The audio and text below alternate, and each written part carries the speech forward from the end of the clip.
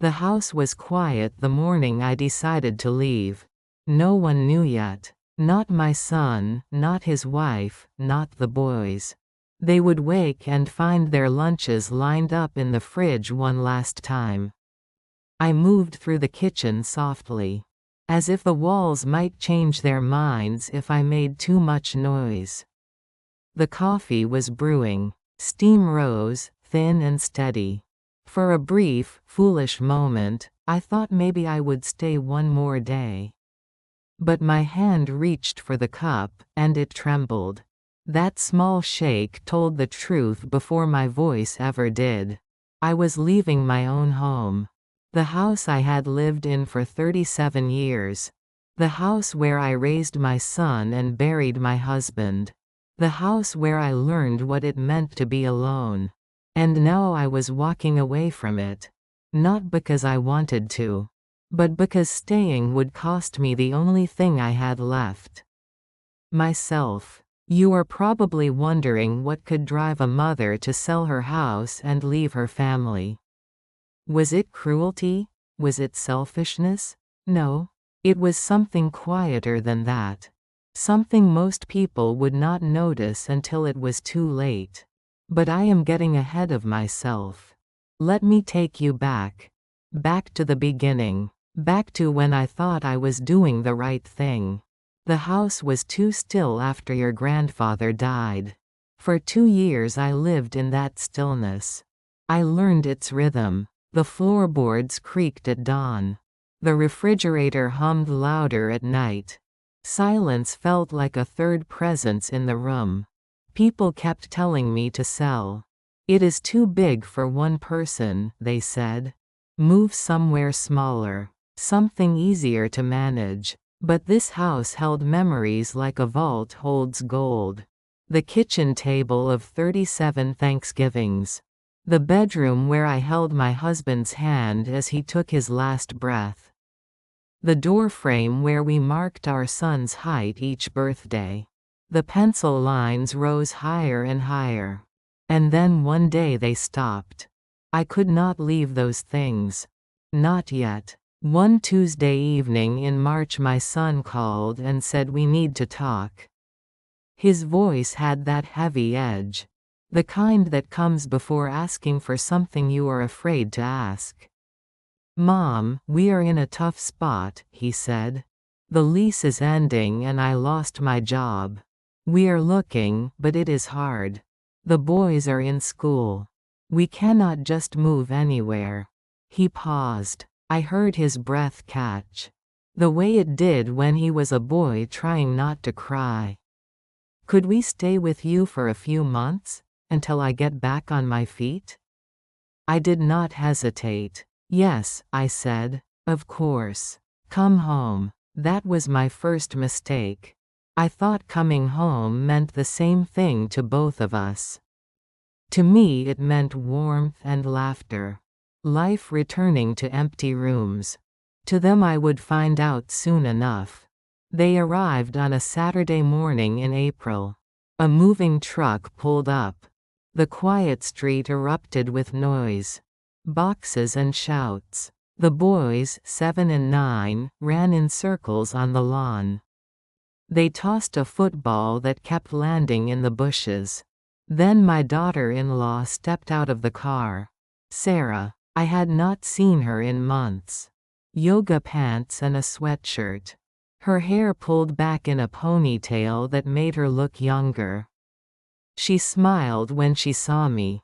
Thank you so much for this, Mom, she said, and hugged me quickly. The hug was tight but brief. Like a business handshake. Of course, I said. You are family. She turned to direct the movers. Careful with that box. That is the boys' things. And that one is kitchen essentials. I need those unpacked first. I watched her move. Efficient, organized, in control. She is just stressed, I told myself. This is hard for her. That afternoon we ate pizza on the living room floor. The dining table was still under a tarp. The boys talked over each other. School, friends, the dog they wanted but could not have in an apartment. My son smiled tiredly and put an arm around Sarah. "This is good," he said. "Really good. Thanks, Mom." I smiled back. And I meant it. That night in bed I thought about how the house felt alive again. Footsteps in the hallway. The water heater humming more than once a day. The refrigerator door opening and closing. This is what being useful feels like, I thought.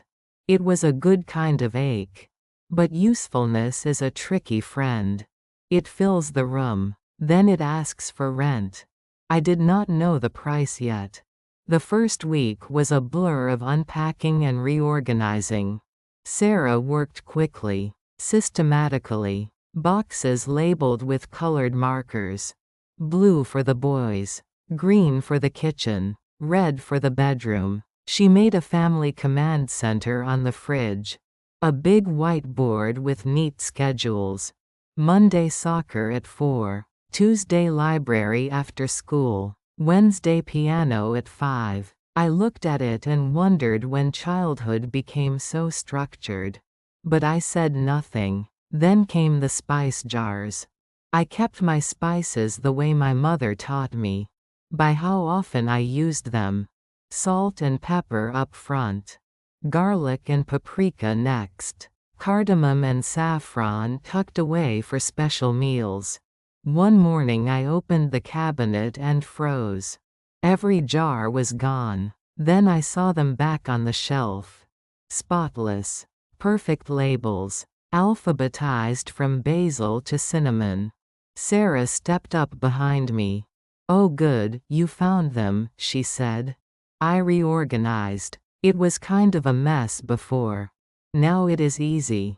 Just go alphabetically. She smiled, bright and confident. "I hope you do not mind." But her tone did not really ask. "No," I said softly. "It is fine." It was not fine. But how do you say that without sounding petty? They are just spice jars, I told myself. Except it was not just the spice jars. Towels now folded in perfect thirds instead of my loose halves. The boys' toys sorted into plastic bins with printed labels. Not the wooden toy chest my husband and I built. And a bathroom schedule taped to the door. It said this: from 7 to 7:15, the boys. Then my son until 7:30. Then Sarah until 7:45. I stared at it with a toothbrush in my hand. Do I need an appointment to brush my teeth in my own house? But I said nothing. They were stressed. They were adjusting. I wanted to be helpful, not difficult. So I adjusted my schedule. I waited my turn. I folded towels her way. And every time I opened a drawer, something had moved. It was a Friday morning in May. Ethan, the younger one, came down in pajama pants and a t-shirt. His hair stuck up like a dandelion. He opened the extra clothes closet. Hand-me-downs and thrift finds I had mended and saved. He pulled out a blue sweater. I had repaired the elbow after he tore it on a fence last summer. "I want to wear this," he said. Sarah looked up from her coffee. "No sweetie, red polo. It is picture day. But I like the blue one," he said. I was flipping pancakes. "Let him pick, Sarah," I said gently. "It is just school." Her face did not change, but her eyes did. "We are staying consistent," she said evenly. "Picture day means dress clothes. We talked about this." Ethan looked at me, then at her, then back at me, like he was watching a game without knowing the rules. "Grandma," he whispered. He was asking me for permission. In my own house. I opened my mouth, but Sarah was already standing. She took the sweater from his hands. "Red polo, Ethan. Now." Her voice was not loud. But it was final. His shoulders slumped. He walked back upstairs. I stood with the spatula in my hand, staring at the sweater on her arm. She smiled, polite and controlled. "Kids need structure," she said. "I am sure you understand." I turned back to the stove. The pancakes were burning. That is when I started to notice it.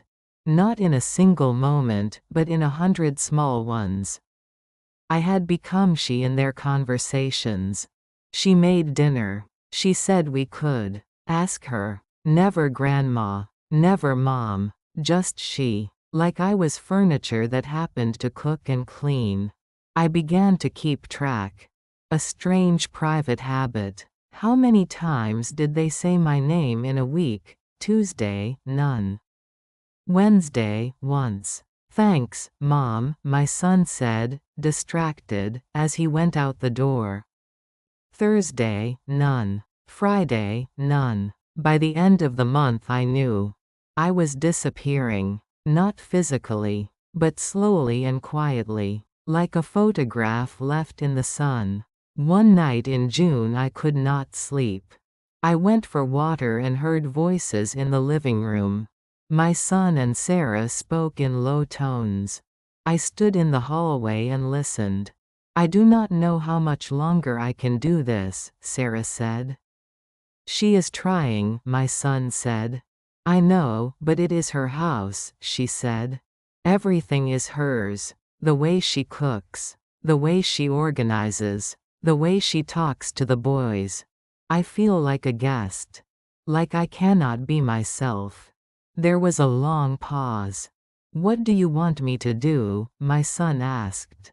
"I do not know," she said. "We cannot stay here forever. I need our own space. I need to be the mom. Not the other mom." I stood there frozen. I finally saw it. This was not temporary. This was a battle. And I was losing. So I started making lists. Not groceries. Not chores. Lists of what I owned. What I could let go of. What peace might cost. And whether I could afford it. If I stayed, I would disappear completely. If I left, would I lose them forever? Summer came. The boys finished school. My son found a temporary job. Sarah started talking about next steps. And I noticed the things I had trained myself not to see. Little notes appeared around the kitchen. On the fridge. "Please rinse dishes before loading the dishwasher." I had done that for 30 years. On the counter. "Coffee grounds go in the compost, not the trash." I had composted since before Sarah was born. On the pantry door. "Please ask before using ingredients." Meal planning in progress. I stood there reading. Ask permission to use food in my own kitchen? That night I made vegetable soup. Carrots, celery, onions. All things I had bought. Sarah opened the fridge and frowned. "Did you use the carrots?" she asked. "Yes," I said. "For soup." "Those were for the boys' lunches," she said. I had a plan. She was calm and matter-of-fact. Like correcting a child. "I am sorry," I said. "I did not know." "That is why I put up the note," she answered, and started typing on her phone. I looked at the steaming pot. When did feeding my family become a crime? The boys started asking less. "Grandma, can we bake cookies?" "Ask your mom first." "Grandma, can we watch a movie?" "Check the schedule." "Grandma, can you read to me?" "After homework." Mom's rules. I became the gatekeeper to my own love. One Saturday Ethan asked to go to the park. Just the two of us. Like we used to. I said yes. We were halfway out the door when Sarah called after us. "Where are you going?" "Just the park," I said. "We will be back by 4. "Actually we have plans," she said. "Science museum. Family outing." She looked at Ethan. "You want to come, right?" He looked at me, then at her. Yeah, he said softly. Okay. They left. I stood in the doorway and watched the car pull away. I realized I was not part of the family anymore. I was the landlord. I tried to talk to my son that night. After the boys were asleep, I knocked on his door. Can we talk? He looked exhausted. The kind of tired that comes from carrying too much for too long. I feel like everything is tense, I said. Like I am doing something wrong and I do not know what. You are not doing anything wrong, he said. Sarah is particular. She likes things a certain way. It is not about you. But it feels like it is about me, I said. I walk on eggshells in my own house. I know, he said. I am sorry. We just need time. How much time? I asked. He did not answer. The silence told me everything. Ethan's 8th birthday was in July. I planned a small backyard party. Balloons, cake, a treasure hunt. I invited a few of his friends. 2 days before the party, Sarah sat me down.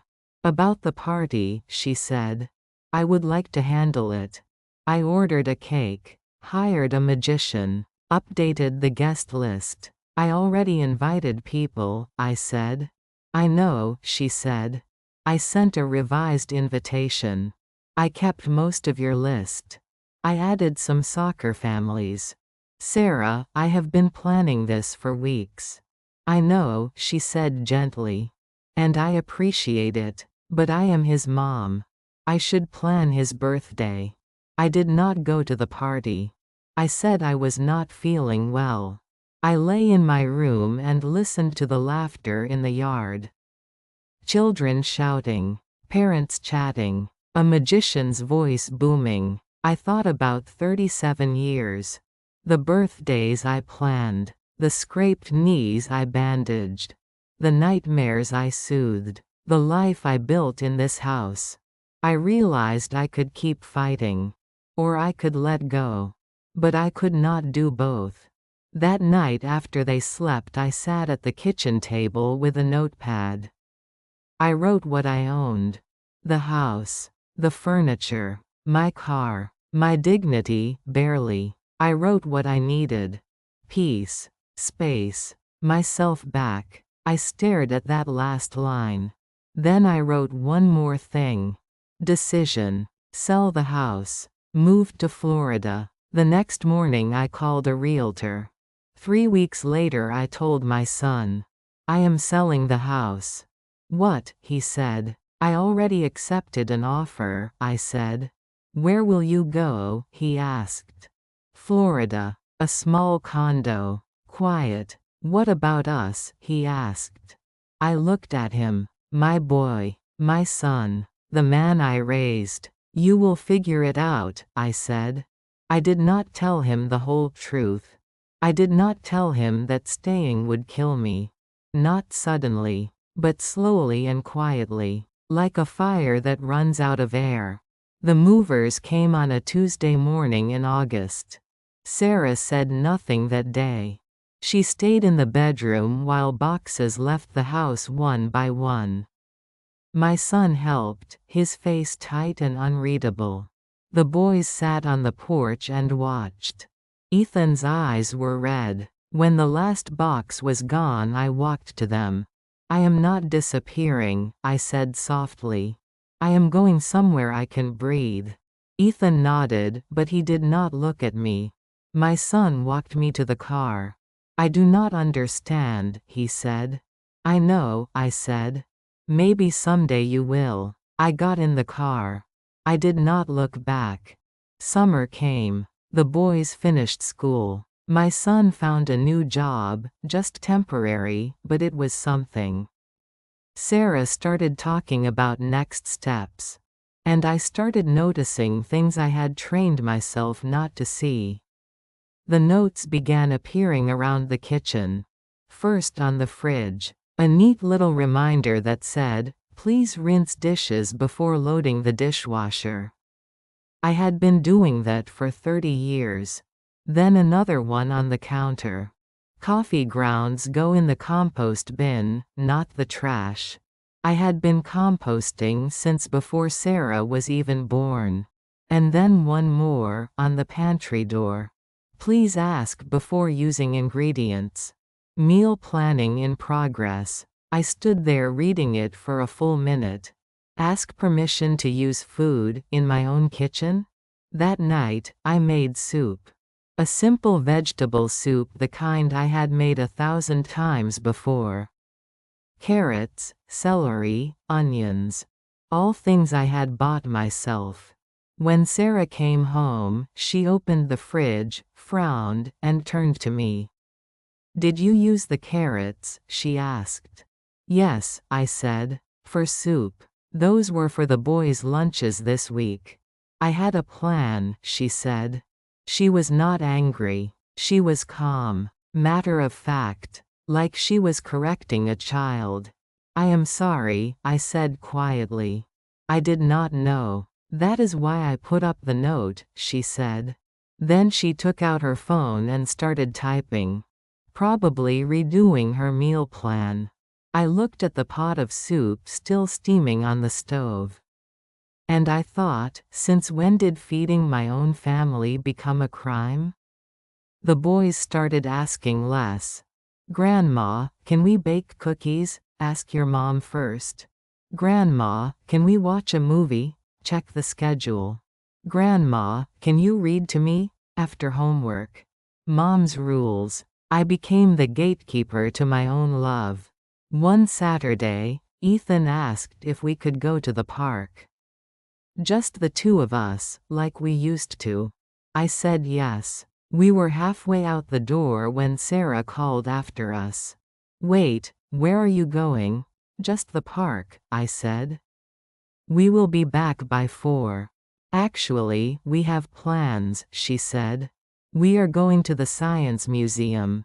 Family outing." She looked at Ethan. "You want to come, right, buddy?"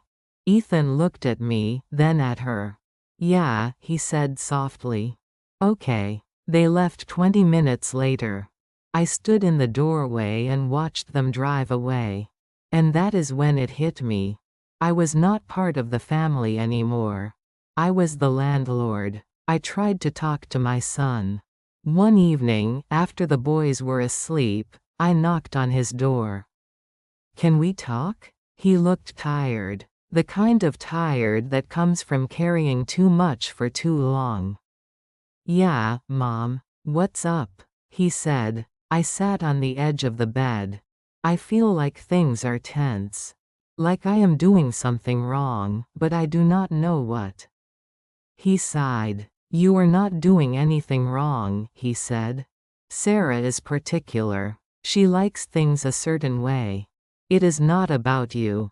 "But it feels like it is about me," I said softly. "I feel like I am walking on eggshells in my own house." He rubbed his face. "I know. I am sorry. But we are working on it. We just need time." "How much time?" I asked. He did not answer. And that silence told me everything. Ethan's 8th birthday was in July. I had been planning it for weeks. A small backyard party, like the ones I used to throw for my son. Balloons. Cake. A treasure hunt. I even invited some of Ethan's school friends. 2 days before the party, Sarah sat me down. "We need to talk about the party," she said. "Okay," I said. "I have been thinking, and I would like to handle it. I already ordered a cake from the bakery downtown. I hired a magician. I also updated the guest list." I stared at her. "I already invited people," I said. "I know," she replied. "I sent a revised invitation. Do not worry, I kept most of your list. I just added a few families we know from soccer." "Sarah, I have been planning this for weeks, I know," she interrupted gently. "And I appreciate it. But I am his mom. I should be the one planning his birthday." She said it kindly. But the message was clear. This is not your place anymore. I did not go to the party. I told them I was not feeling well. I stayed in my bedroom and listened to the laughter outside. Children shouting, parents chatting, a magician's voice booming through a microphone. And I thought about the last 37 years. The birthdays I planned, the scraped knees I bandaged, the nightmares I soothed, the life I built inside that house. And I realized something. I could keep fighting, or I could let go. But I could not do both. That night, after everyone went to bed, I sat at the kitchen table with a notepad. And I started writing. What I own, the house, the furniture, my car, and my dignity, barely. What I need, peace, space, and myself back. I stared at that last line for a long time. Then I wrote one more thing. Decision. Sell the house. Moved to Florida. The next morning, I called a realtor. 3 weeks later, I told my son. I am selling the house, I said. He stared at me. What? I am selling it. I already accepted an offer. Mom, you can't, he said. Where will you go? Florida, I said. I found a condo. Small. Quiet. What about us? He asked. I looked at him, my boy, my son, the man I raised. And I said the hardest thing I ever said. You will figure it out. But I did not tell him the whole truth. I did not tell him that I was leaving because staying would kill me. Not all at once, but slowly, quietly, like a fire that runs out of air. The movers came on a Tuesday morning in August. Sarah did not say a word to me that day. She stayed in the bedroom, door closed, while the boxes were carried out one by one. My son helped, his face tight and unreadable. The boys sat on the porch, watching. Ethan's eyes were red. When the last box was gone, I walked over to them. I am not disappearing, I said softly. I am just going somewhere I can breathe. Ethan nodded, but he did not look at me. My son walked me to the car. I do not understand, he said. I know, I said. Maybe someday you will. I got in the car. I did not look back. What they did not know was this. The night before I left, I walked through every room of that house. I touched the walls, the door frames, the countertops. I said goodbye to 37 years of memory. And I cried so hard I thought I would break. But I did not. Because sometimes, the strongest thing you can do is walk away. Even when it feels like dying. The condo in Florida was small. White walls. 1 bedroom. A little balcony overlooking a man-made pond. I unpacked slowly, as if I needed permission from every object to let it stay. For the first month, I barely went outside. I woke up at 5 every morning, the way I always had, and sat with my coffee, waiting. Waiting for footsteps that never came. For voices that were gone. The silence was not peaceful. It was accusing. You left them. You abandoned your son. What kind of mother does that? I stared at my phone, waiting for it to ring. It did not. People talk about guilt like it is just a feeling. It is not. It is a presence. It sits beside you at breakfast. It follows you to the grocery store. It lies down next to you at night. And it whispers, you could have tried harder. I almost called him 100 times. Almost texted. Almost booked a flight back. But then I would remember. The notes on the fridge. The spice jars. The blue sweater. And I would put the phone back down. Marjorie showed up in September. We met years ago at a church bazaar. 2 widows pretending to care about quilting. We exchanged numbers and then never called. Until one morning, she knocked on my door. "You look terrible," she said.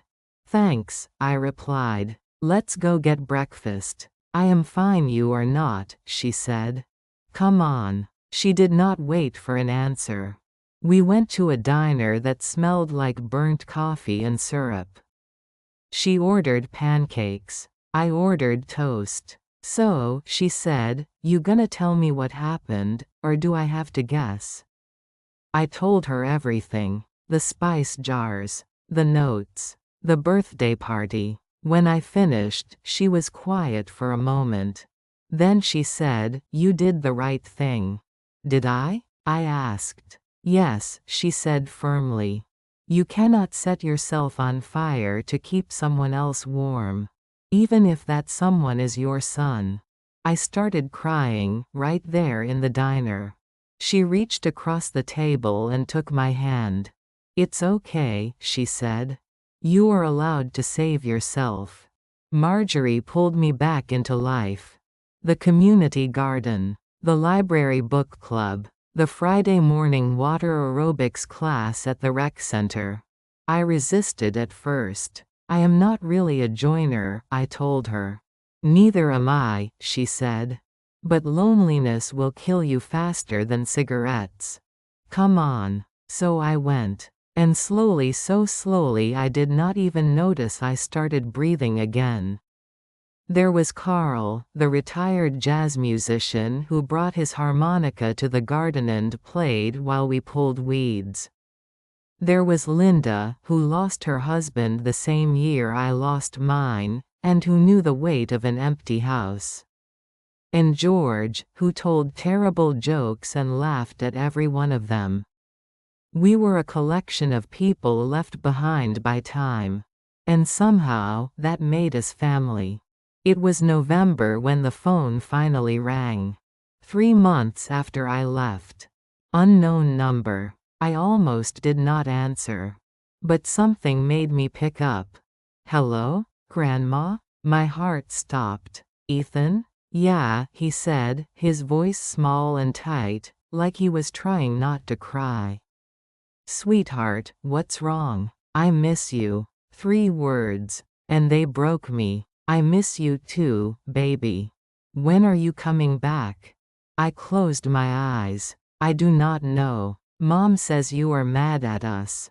"I am not mad," I said quickly. "Then why did you leave?" How do you tell a child that sometimes love is not enough, that sometimes you have to choose yourself, even when it feels like betrayal? "I left because I needed to," I said carefully. "But that does not mean I do not love you." "Then come visit," he said. "Please?" I was quiet. "I have to go," he said suddenly. "Mom's calling me." Ethan, the line went dead. I sat there, phone in hand, and made a decision. I booked a flight for the next week. I told myself it was a surprise. But really, I was afraid they would tell me not to come. When I pulled up to the house, it looked smaller. Or maybe I had just gotten used to wide, empty spaces. I stood on the porch for a full minute before knocking. My hand was shaking. I knocked once. Waited. Knocked again. The door opened. Sarah stood there. For a moment, neither of us spoke. Her face shifted. Surprise. Confusion. Then something harder. "What are you doing here?" she asked. Not hello. Not it's good to see you. Just that. "I wanted to see the boys," I said quietly. "Ethan called." "I know," she interrupted. "He was not supposed to do that." She crossed her arms. "Look, I don't want to be rude, but you can't just show up. We finally have a rhythm. The boys have adjusted. This will confuse them. I am their grandmother," I said. "I know," she replied. "But we are trying to create stability. And that means consistency." There it was again. That word. Consistency. "Can I at least see them?" I asked. She hesitated, then stepped aside. Not an invitation. A concession. Inside, everything had changed. The walls were a different color. Soft gray instead of the warm beige I had chosen. The furniture was new, modern, minimal. None of my old pieces. My pictures were gone. The gallery wall I had spent years building photos of my son's childhood, my wedding, my parents was replaced by abstract art. Just black and white shapes. We redecorated, Sarah said from behind me. Fresh start. I nodded. I did not trust my voice. She led me to the kitchen. It was spotless, sterile, like a showroom. The spice jars were still alphabetized, but now they sat in a fancy wooden rack on the counter. The fridge was covered in schedules and chore charts. No family photos, no drawings, no vacation magnets, just order. Can I make some coffee? I asked. She hesitated. Actually, we have a system now, she said. The coffee maker's programmed to brew at 6:30. It's 11, I said. I know, but, here, I'll make you some. She moved quickly, using a French press I had never seen before. We switched, she said. Better for the environment. I watched her measure, pour, and stir. In my kitchen. Except it was not mine anymore. Where are the boys? I asked. Soccer practice, she said. They'll be back around 1. 2 hours. I had 2 hours to sit in this strange, polished version of my old house and pretend everything was fine. We sat at the dining table. The same table where I fed my son breakfast every morning for 18 years. But it felt different now. Harder. Sarah folded her hands. I want to be honest with you, she said. Okay, I said. When you left, it was hard. The boys did not understand. My husband did not understand. Honestly, neither did I. But after a while, we adjusted. And I realized something. We needed space. We needed to be our own family. And we could not do that with you here. Her voice was calm, measured, and devastating. I was not trying to control you, I said quietly. I know you think that, she said. But from where I stood, it felt like you were. Every decision I made, you had an opinion. Every rule I set, you questioned. And the boys got confused. They did not know who to listen to. I was just trying to help, I said softly. I know, she replied. But we did not need that kind of help.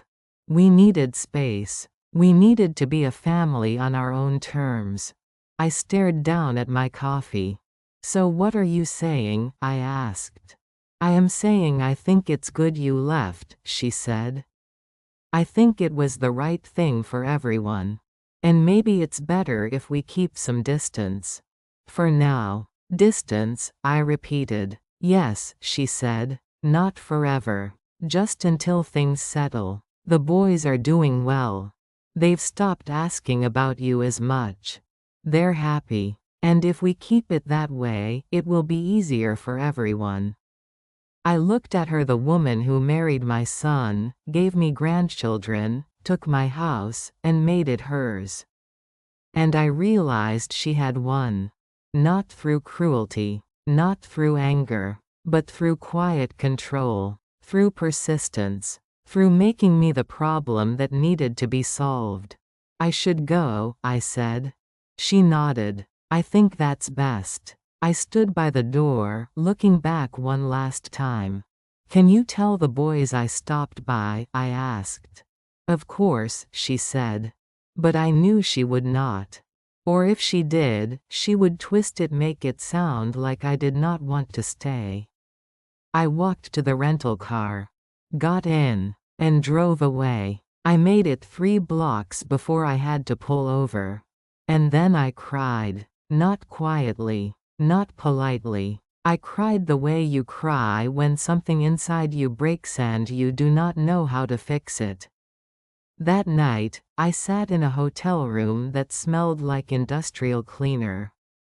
I stared at my phone. No calls, no texts, nothing, and I thought, maybe she is right. Maybe it is better this way. Maybe I was the problem. Maybe loving them meant letting them go. But I did not know yet. The story was not over. Because 6 months later, my phone would ring. And everything would change again. I stopped waiting for the phone to ring.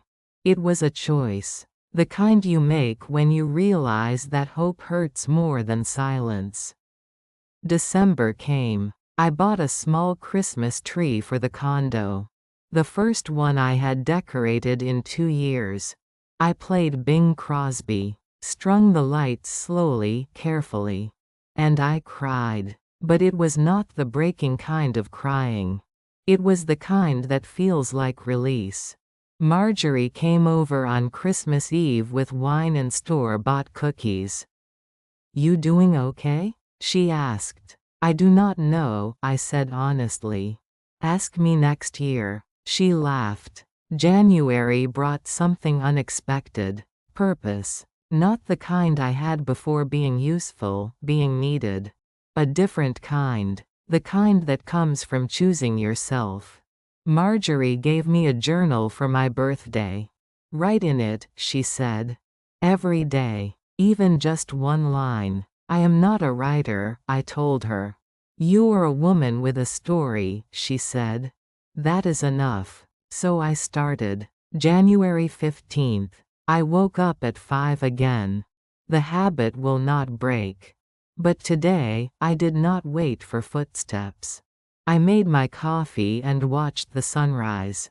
It was pink. January 22nd. Carl played What a Wonderful World at the garden today.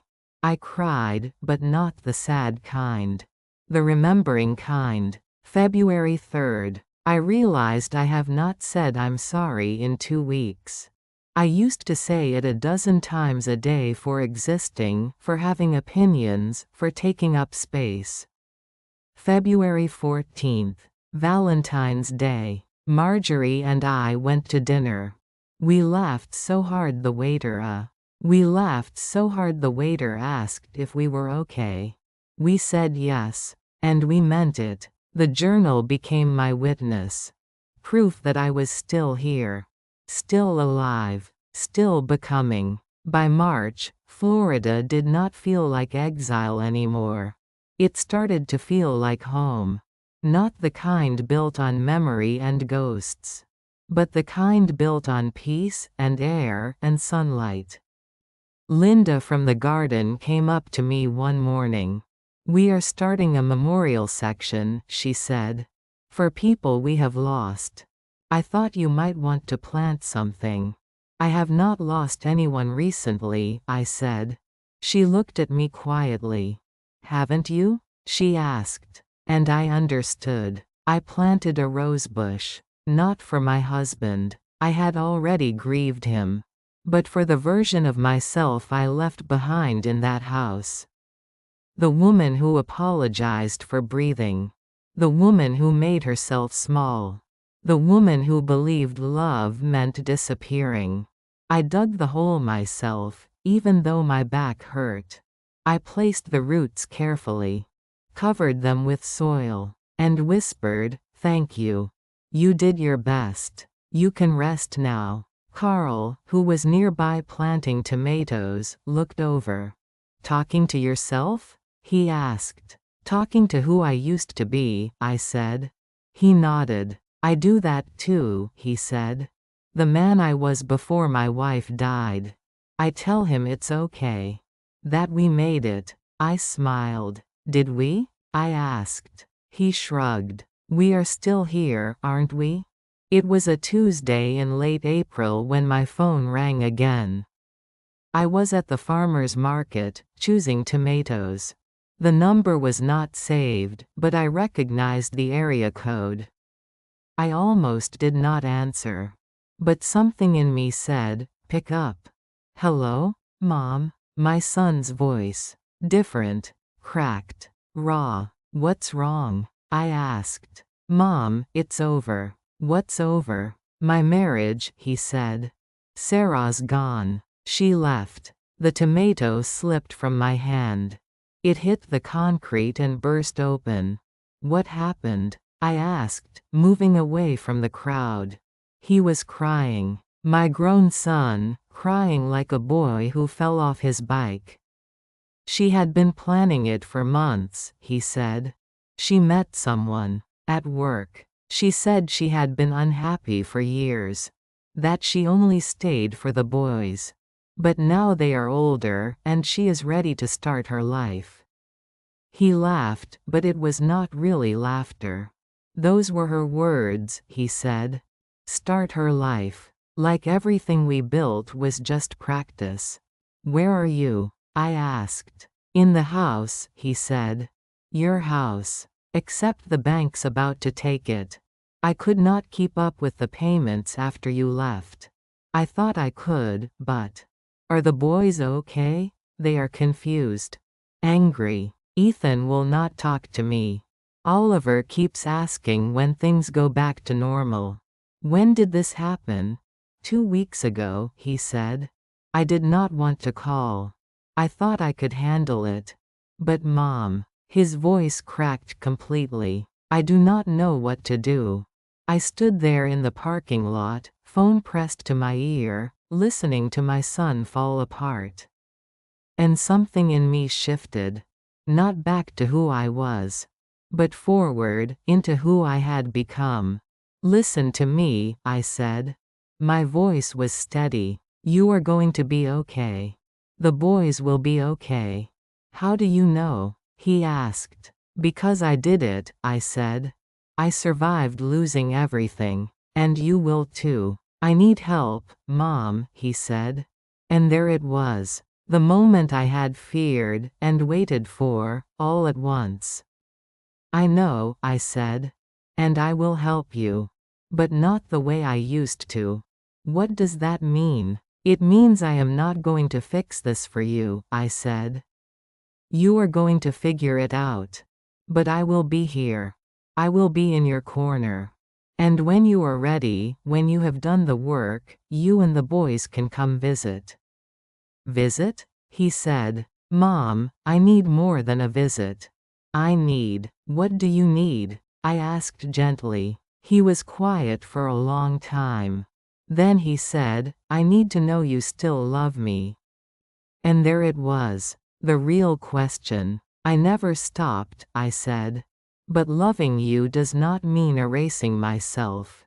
Not anymore. We talked every day after that. Sometimes for an hour. Sometimes for 5 minutes. I listened to him process his anger, his grief, his confusion. One night he said, she was controlling, wasn't she? Yes, I said. Why did you not tell me? I tried, I said gently. You were not ready to hear it. I am sorry, Mom, he said. For everything. For not standing up for you. For choosing her over you. You did not choose her over me, I said. You chose your marriage. That is what you were supposed to do. But I lost you, he whispered. No, I said. You just lost where I was. I was always still here. In June, they came to Florida. My son and the boys. Not for a weekend. For the summer. He had lost the house. Lost his wife. Lost the life he thought he would have. But he had not lost himself. Not yet. When they arrived, I almost did not recognize them. My son looked thinner. Older. The boys were taller, Ethan almost to my shoulder now. They stood at my door, suitcases in hand, unsure. Hi, Grandma, Oliver said quietly. Hi, baby, I said. Then Ethan stepped forward and hugged me. Tight. Desperate. Like he had been holding his breath for a year and finally remembered how to exhale. I missed you so much, he whispered. I missed you too, I said. The summer was loud, messy, beautiful, not because it was easy, but because it was real. The first night, my son and I sat on the balcony after the boys went to bed. He had a beer. I had tea. I need to say something, I told him. Okay, he said. You can stay as long as you need. But this time, things will be different. He looked at me. What do you mean? I mean there will be boundaries. I am not your live-in babysitter. I am not your maid. I am your mother, and I love you, but I also love myself now. And I am not giving that up. He was quiet for a moment. Then he nodded. I understand, he said. Do you? I asked. I am starting to, he said. The summer fell into a rhythm. In the mornings, I made breakfast, but only because I wanted to. The boys helped clean up. My son did the laundry, the shopping, sometimes the cooking. We took turns choosing what to do. One day we went to the beach. Ethan and Oliver ran straight for the water, laughing. My son and I sat in beach chairs, watching. Thank you, he said. For what? I asked. For not giving up on us. I did not give up, I said. I just stopped disappearing. He looked at me. I think I finally understand the difference. One evening in July, I was chopping vegetables for dinner. Oliver came in. Grandma, can I have a snack? Sure, I said. There are apples in the fridge. He started to leave, then turned back. Grandma, can I ask you something? Of course. Why did you leave? I set down the knife. This was the question I had been waiting for. And dreading. I left because I was disappearing, I said. Do you know what I mean by that? He shook his head.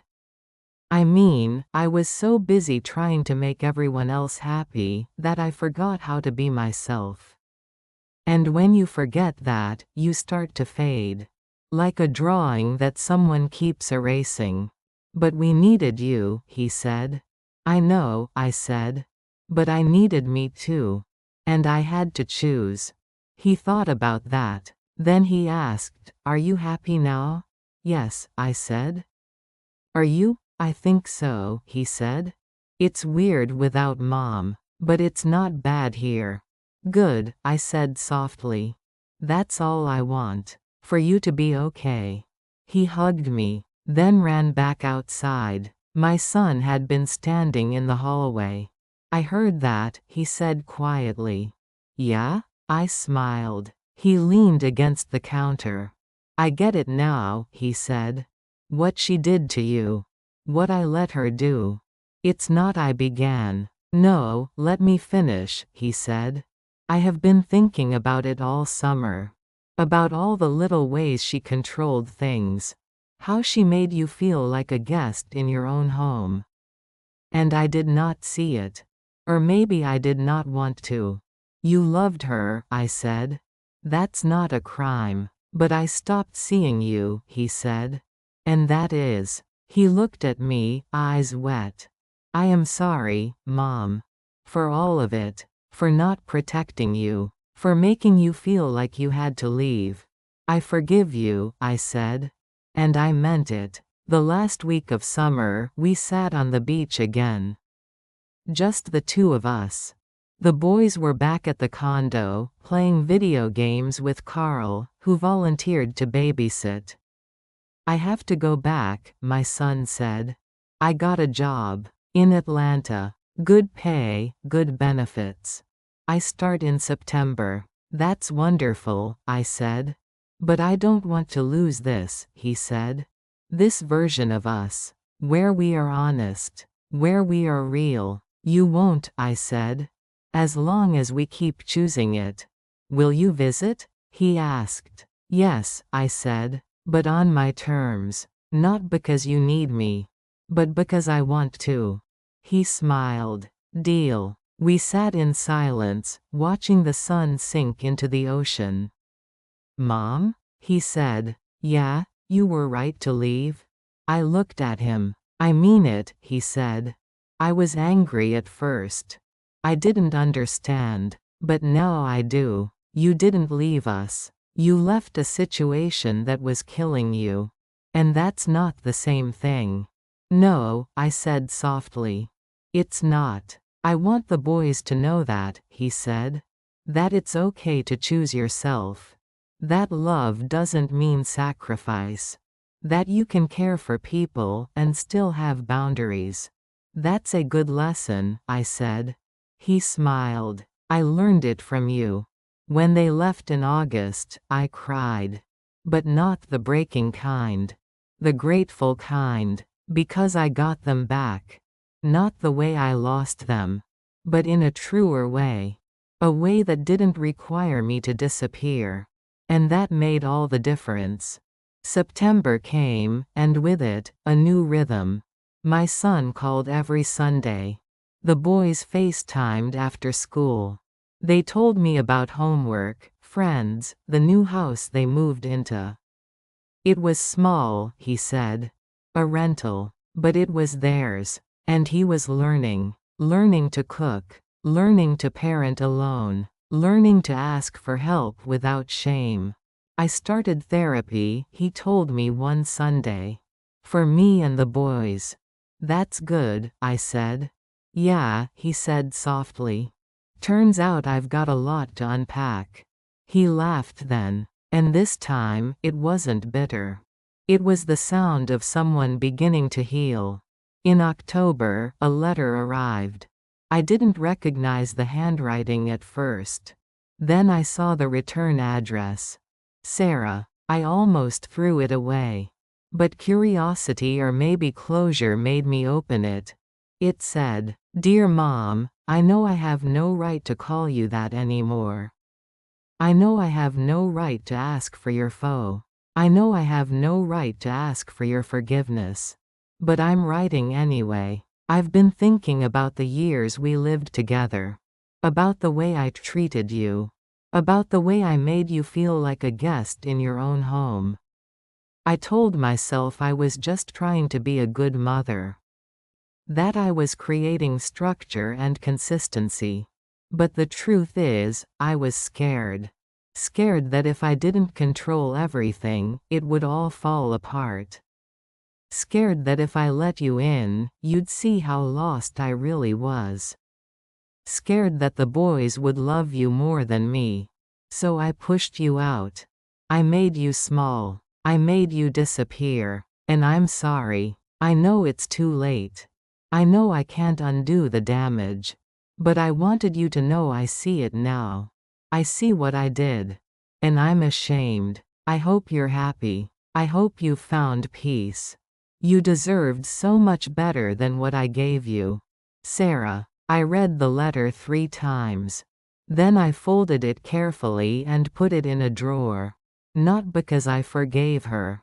But because I didn't need to carry it anymore. November brought an invitation. Come to Atlanta for Thanksgiving, my son said. I don't know, I told him. Please, Mom. The boys want to cook for you. Well, I'll cook, they'll help. It'll be chaos but a good kind of chaos. I smiled. Okay, I said. I flew in on Wednesday. They picked me up at the airport, all 3 of them, holding a handmade sign that said, Welcome home, Grandma.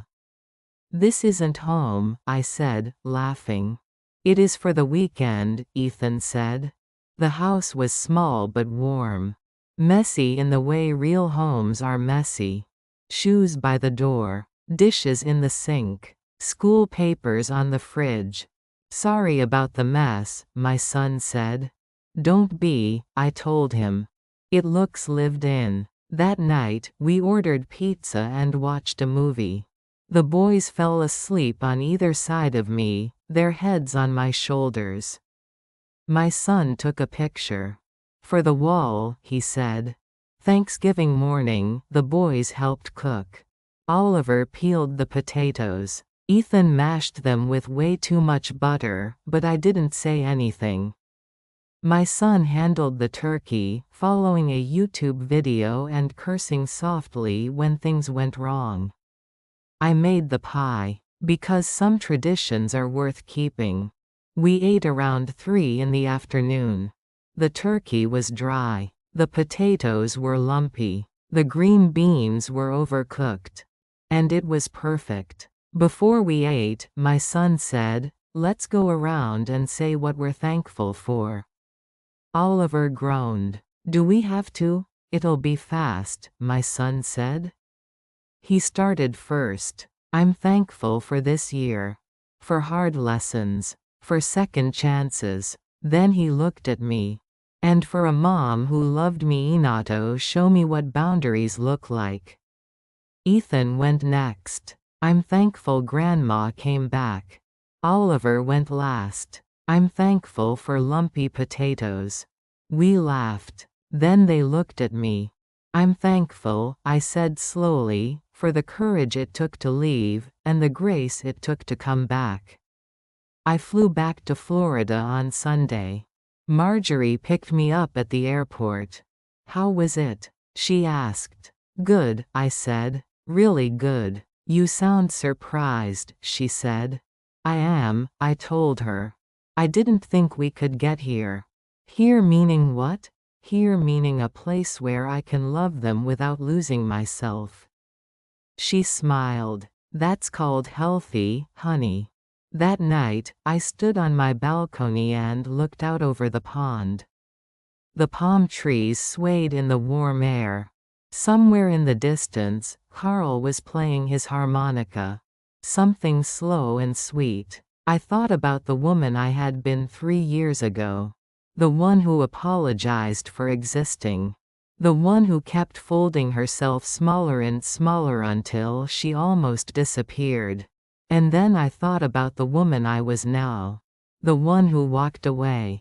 The one who rebuilt. The one who finally learned that love doesn't mean martyrdom, it means truth.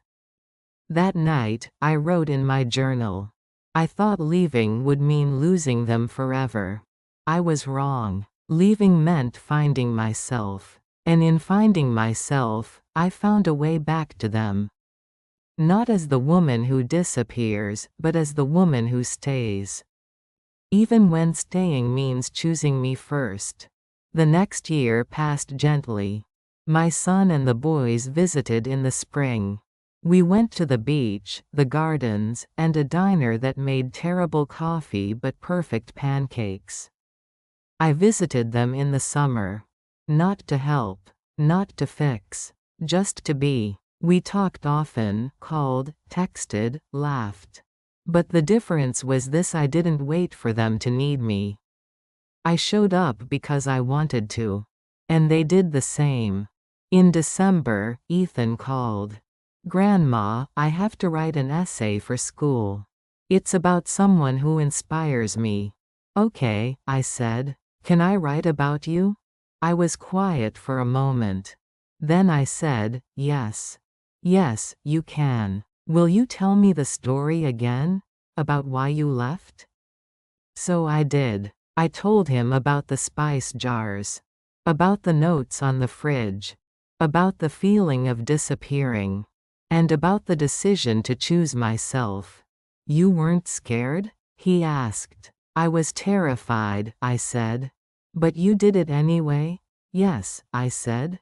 "Why?" "Because being scared of leaving wasn't as scary as disappearing completely." He was quiet. Then he said softly, "I think that's really brave." "Thank you, sweetheart." "Grandma, yeah, I'm glad you left. Because if you didn't, I don't think you'd be the grandma I have now.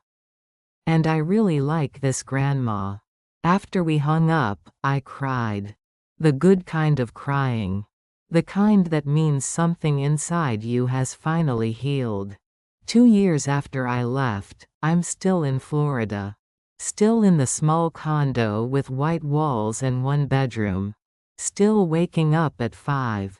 But now, it's to see the sunrise, not out of habit. Marjorie and I go to water aerobics on Mondays. Carl plays harmonica at the garden on Thursdays. Linda and I get coffee every Saturday. And once a month, George hosts a potluck. We all bring something and pretend we're not competing over whose dish disappears first. My son calls every Sunday. The boys FaceTime whenever they think of something. Usually it's something urgent. Grandma, you have to see this weird bug. Grandma, Oliver won't stop humming. Grandma, guess what happened at school? And I love it. Not because I'm needed, but because I'm chosen. There's a difference. One afternoon at the garden, a new woman asked me about my life. Do you have family? She said. Yes, I said. A son and 2 grandsons. Do they live nearby? No, I said. They're in Atlanta. Oh, she said. That must be hard. It was, I said. But not anymore. How did you make peace with it? She asked. I thought for a moment. I didn't make peace with the distance, I said. I made peace with myself. And once I did that, distance stopped mattering. She looked puzzled. I don't understand. You will, I said gently. Someday, you'll have to choose between being loved and being seen. And when that day comes, choose being seen. Even if it means walking away from the love you thought you needed. That night, the air was warm. The palm trees swayed in the breeze. Carl's harmonica floated through the air. Slow and soft. I sat on my balcony with my journal open. The page looked expectant, like a horizon waiting to be filled. I wrote, I used to think leaving was the end of the story. I was wrong. Leaving was the beginning. The beginning of learning that love doesn't mean erasing yourself. That family isn't about proximity. That peace isn't the absence of noise, it's the presence of self. I made it, not in spite of leaving, but because of it. I closed the journal, took a breath, slow and sure, and whispered to the quiet, I made it. And this time, the quiet didn't stay silent. It sang. If you're listening, maybe you've stood where I stood. Between being needed and being seen. Between sacrifice and self. Between love and disappearance. Maybe you're standing there right now. And if you are, I want you to know this. Leaving isn't abandonment. It's survival. It's choosing yourself when no one else will. It's understanding that you can't pour from an empty cup. And you've been empty for so long, you forgot what fullness feels like. So go. If you need to, go. Sell the house. Book the flight. Start over. Not because you don't love them, but because you love yourself too. And that love, the love you have for yourself, is what everything else must be built on. Without it, everything crumbles. With it, everything is possible. The Florida night hums softly outside. Palm trees sway. The air conditioner hums steady, like a heartbeat I can finally hear again. My phone rings. It's my son. Hey, Mom. Just checking in. Love you. Love you too, I say. And I do. But more importantly, finally, truthfully, wholly, I love me too. And that makes all the difference.